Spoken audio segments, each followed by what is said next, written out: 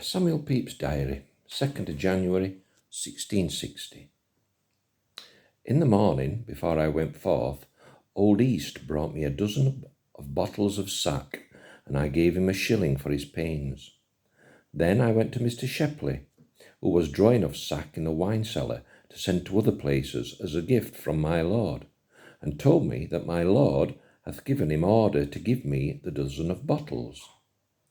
Thence I went to the Temple to speak with Mr. Calthrop about the £60 due to my lord, but missed of him, he being abroad.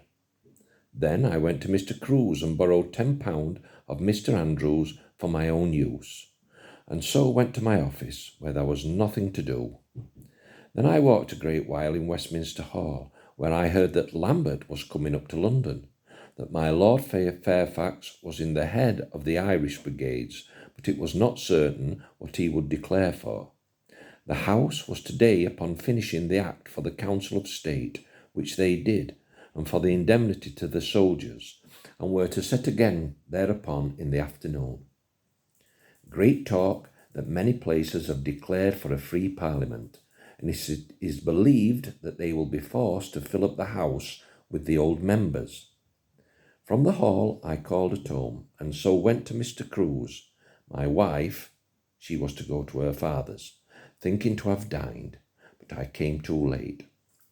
So Mr. Moore and I and another gentleman went out and drank a cup of ale together in the New Market, and there I ate some bread and cheese for my dinner. After that, Mr. Moore and I went as far as Fleet Street together and parted, he going into the city, I to find Mr. Calthrop, but failed again of finding him. So returned to Mr. Crews again. From thence went along with Miss Jemima home, and there she taught me how to play cribbage. Then I went home, and finding my wife gone to see Mrs. Hunt, I went to Will's, and there sat with Mr. Ashwell, talking and singing till 9 o'clock, and so home. There, having not ate anything but bread and cheese, my wife cut me a slice of brawn, which I received from my lady, which proves as good as ever I had any.